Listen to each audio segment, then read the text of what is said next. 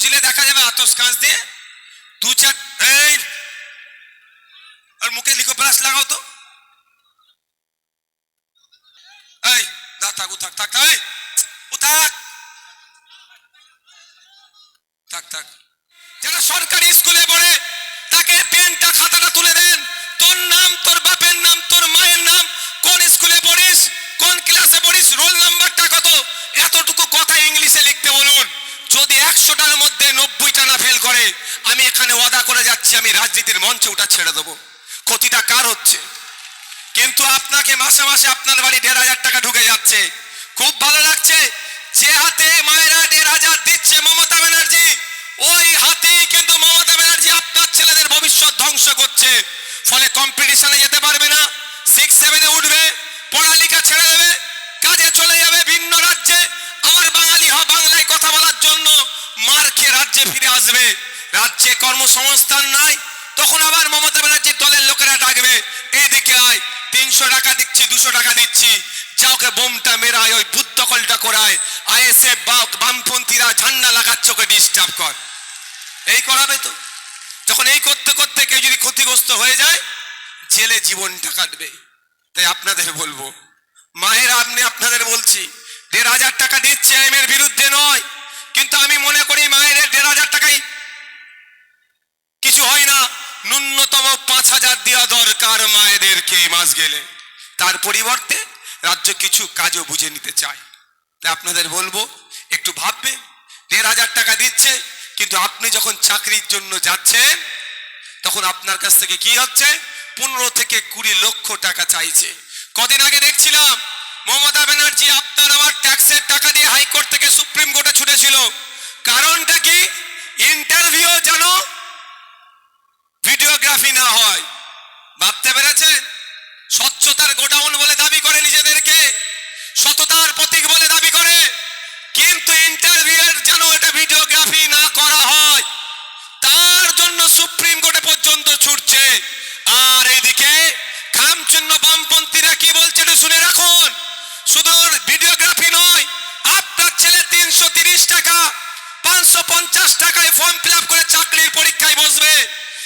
OMR পরীক্ষায় যে বসবে, পরীক্ষা দেওয়ার সাথে সাথে ওএমআর শিটের একটা কপি বাড়িতে নিয়ে আসবে। শুধু বাড়িতে নিজের কপি নয়, যতজন পরীক্ষা দেবে, 10 লাখ 15 লাখ 20 লাখ যাই হোক না কেন, প্রত্যেকের ওএমআর শিটের স্ক্যান করে কপি আমরা ইন্টারনেটে আপলোড করে দেবো।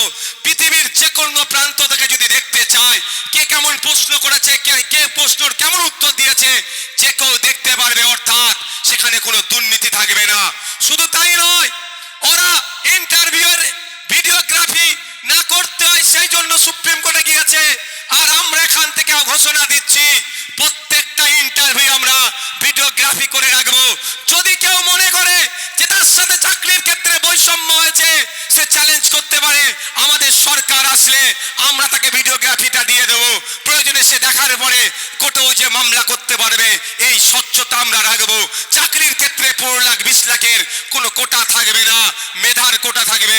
100% রোস্টার মেনটেন করে আপনার আমার বাড়ির ছেলে মেয়েরা চাকরি পাবে।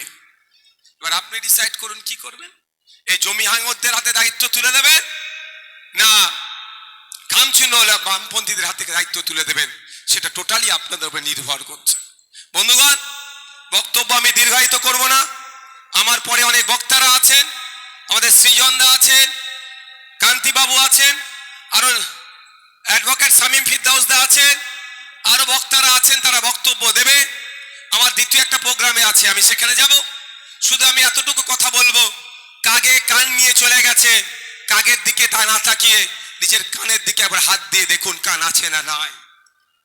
আর শত্রু বন্ধু চেনার চেষ্টা করুন। দুর্ভাগ্য এটা আমাদের, নকল মালের উপরে লেখা আছে নকল হইতে সাবধান। আর আমরা মনে করছি নকলের উপরে যখন লেখে, মানে তখন আর নকল টাকা ভাবছি না। এ যখন সাবধান করে দিচ্ছে, এর থেকে তাহলে এটাই অরিজিনাল। কিন্তু ভুল হচ্ছে আমাদের। আমাদেরকে বোঝানো হচ্ছে বিজেপিকে আটকাতে হবে। আমি এই মঞ্চ থেকে বলছি, বিজেপিকে আটকানো নয়, আটকাতে হবে বাংলাতে বিজেপিকে যে সুযোগ দিয়েছে তাকে সর্বপ্রথম আটকাতে হবে।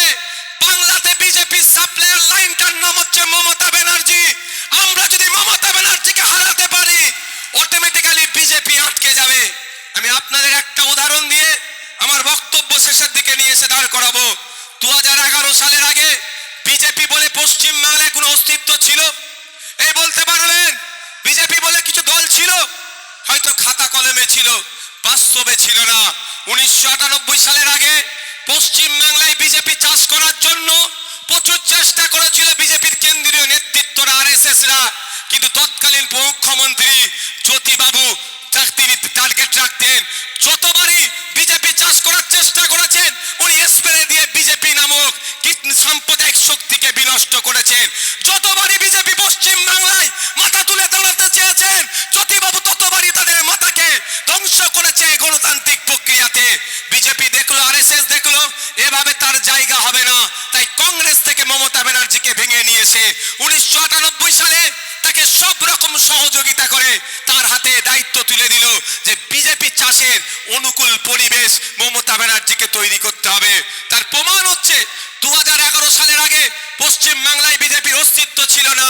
11 সালের পরে সরকারের পরিবর্তন হলো, মমতা ব্যানার্জি